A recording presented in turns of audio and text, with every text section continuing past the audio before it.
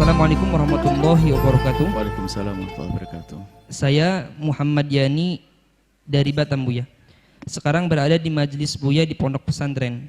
Saya mau bertanya, Buya, bagaimana sikap ulama kita tentang penutupan masjid untuk sholat Jumat yang sudah dilaksanakan di Malaysia dan Singapura karena virus corona? Bahkan demi menjaga masyarakat dari virus corona tersebut, diberitakan bahwa di Kuwait kumandang azannya berubah. Lafaz hayya 'ala sholah diganti dengan lafaz shollu fi rihalikum atau fi buyutikum, agar sholat di rumah masing-masing. Apa ini juga memang dibolehkan, Buya? Dan bagaimana kita harus bersikap dengan adanya wabah semacam ini?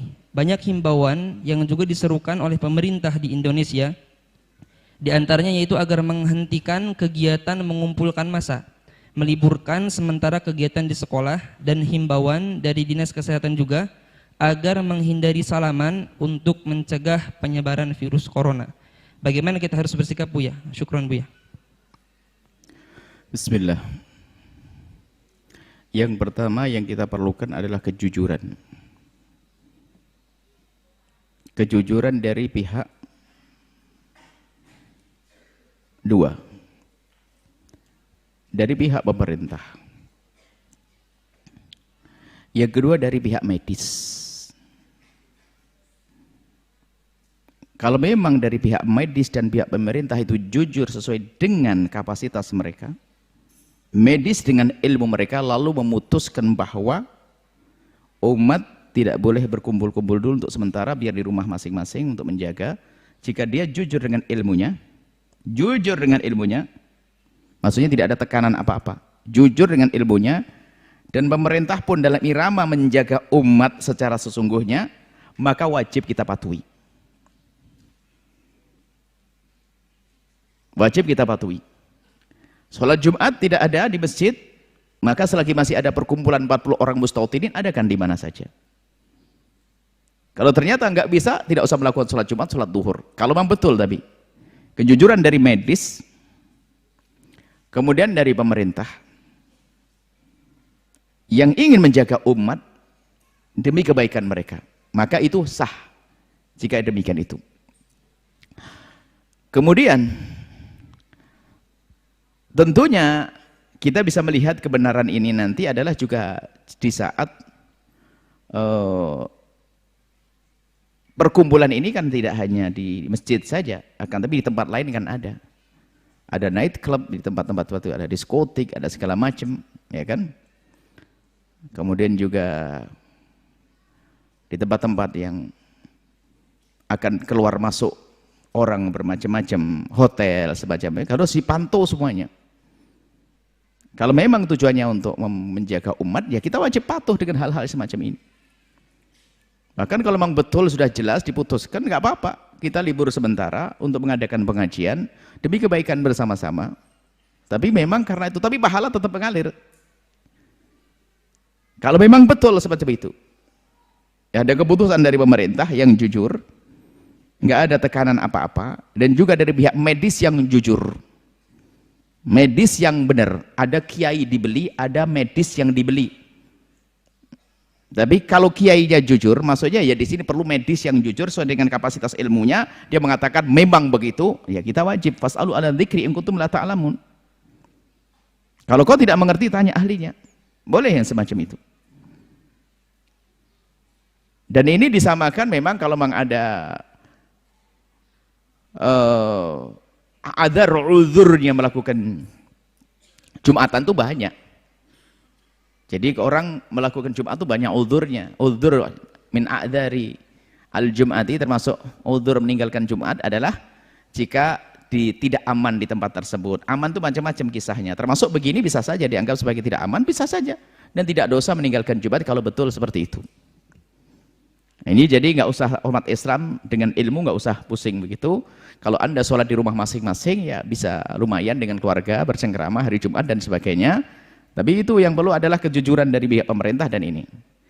Nah kan kita tidak tahu jujur tidaknya, sudahlah. Kalau memang peraturan semacam itu, kemudian Anda tidak bisa melakukan Jumat, berarti itu uzur sudah, tidak usah khawatir. Kami himbau kepada Anda di Singapura, di Malaysia, kalau memang tidak boleh ya tidak usah ke masjid untuk sementara. Bahkan mungkin dalam beberapa waktu Anda ditahan tidak sholat ke masjid karena demi kebaikan. Setelah itu akan muncul kerinduan yang luar biasa, yang dulu nggak pernah ke masjid jadi ke masjid setelah itu. Bahkan mungkin kalau ternyata majelis ini harus ditutup untuk sementara, kita tetap mengadakan pengajian biar nggak ada yang hadir, Anda bisa dengan televisi di rumah Anda, sehingga semuanya akan hijrah membuang televisi yang nggak jelas diganti dengan televisi Al-Baca. Wah, lumayan jadi baik kan? Nggak apa-apa, perlu ditutup kalau begitu pengajiannya. Biar semuanya merubah di rumah tangganya menjadi tontonan televisi yang positif. Setelah itu dibuka lagi ada kerinduan lagi, ya nggak usah masalah.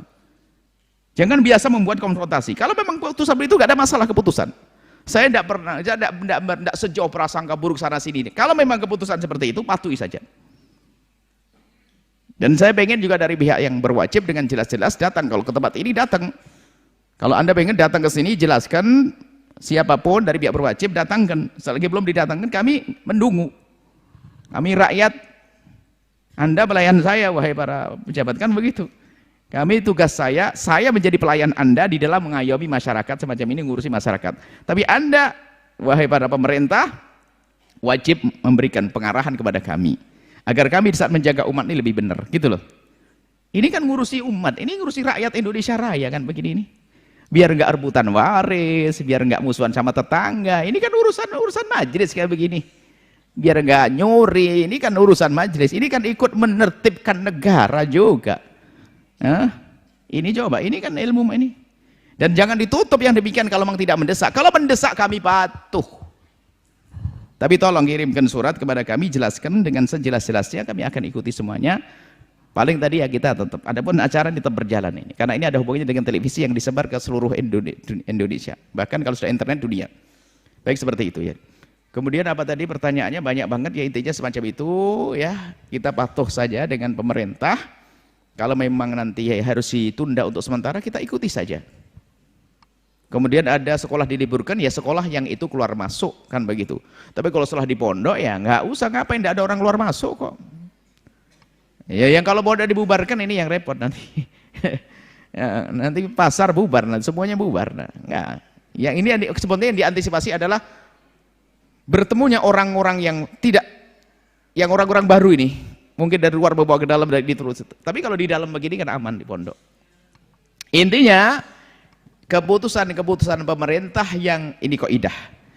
Keputusan pemerintah yang ada hubungannya dengan kemaslahatan umat, maka hendaknya kita patuh dengan catatan tidak bertentangan dengan syariat. Menghentikan Jumat di situ bukan bertentangan dengan syariat, bukan dilarang sholat duhur. Tidak bertentangan dengan syariat, jangan dianggap salah. Karena tidak boleh sholat Jumat di masjid karena berkumpul orang berdesakan takut apa. Tapi boleh nanti dia melakukan sholat duhur di rumah masing-masing. Jadi mohonlah dalam hal begini jangan dijadikan bahan untuk ribut saja. Dalam dunia fikih sangat mudah, sangat luas. Untuk melapangkan hati, ya dukung pemerintah kalau itu demi kebaikan. Dukung pemerintah kalau itu demi kebaikan. Itu saja bisa kami sampaikan, ya. Semoga Allah menjaga. Masalah bersalaman, ya kalau memang, kalau masalah bersalaman, kami himbau deh untuk menjadi, saya bertanya kepada beberapa dokter, sebenarnya yang dihindari itu apa? Ya tangan kotormu pindah ke tangan kotor orang lain dan sebagainya. Jadi kami lebih, insya Allah habis ini akan disiapkan untuk mencuci tangan di beberapa tempat. Insya Allah habis ini. Jadi biasakan Anda bersih diri deh. Ya, kalau tiba-tiba Anda salaman dengan orang lain, Anda sudah pastikan tangan Anda bersih di saat bersama dengan orang lain. Jangan kebalik, jangan pastikan tangan orang lain bersih tapi Anda jorok, itu nggak benar. Jadi pastikan Anda selalu bersih. Kalau semuanya selalu menjaga begini, salaman bersih, tangan Anda bersih.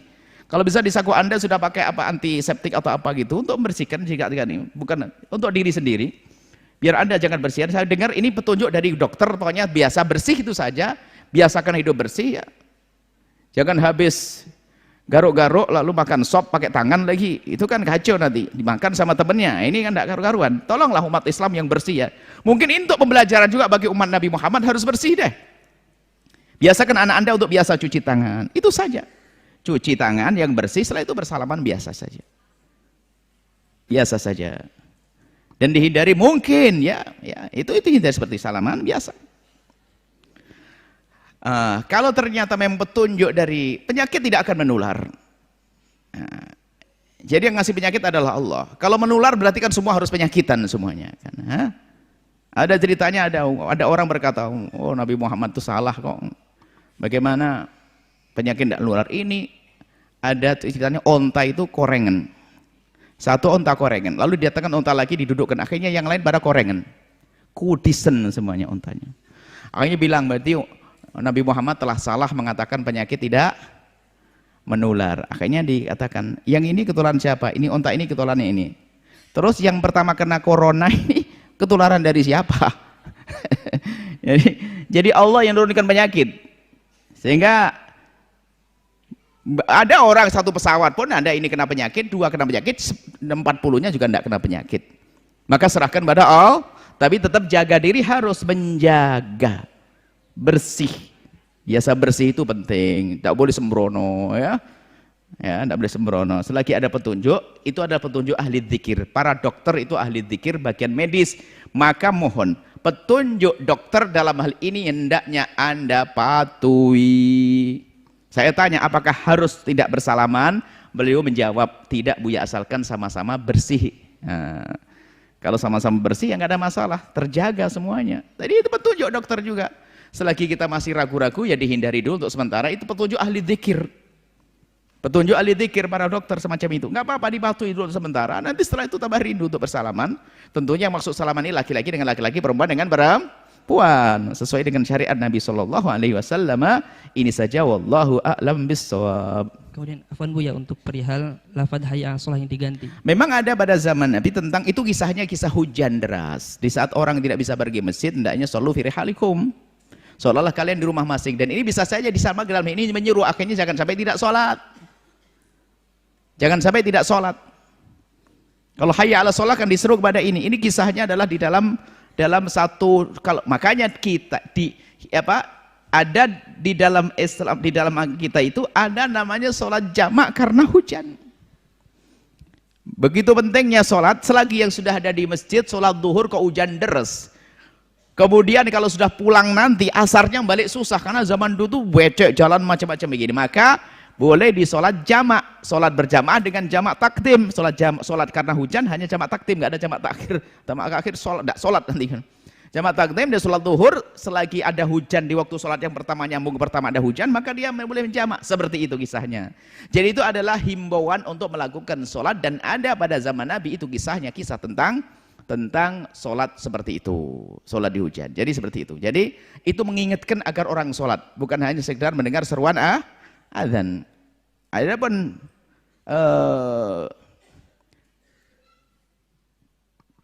ada hal lain lagi ya mungkin ya, masalah-masalah semacam ini. Kami menghendaki bahwasanya dari pihak pemerintah juga itu agar memberikan penyuluhan kesehatan secara merata lah. Kalau bisa dana itu besar ya untuk acara beginilah, bukan untuk festival yang enggak deh. Jadi untuk kesehatan umat ini kami rindu yang semacam ini. Jadi kalau bisa ya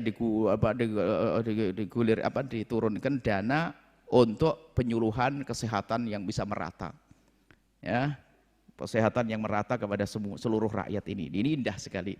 Dan mungkin ini adalah cambuk ya, atau peringatan dan sekaligus Allah atur agar kita semuanya sadar kesehatan. Umat Islam kok jorok banget. Kalau tanya siapa yang paling jorok, umat Islam. Paling penyakitan umat Islam, kan gak enak. Padahal Nabi kita Nabi Muhammad mengajarkan kebersihan seperti itu.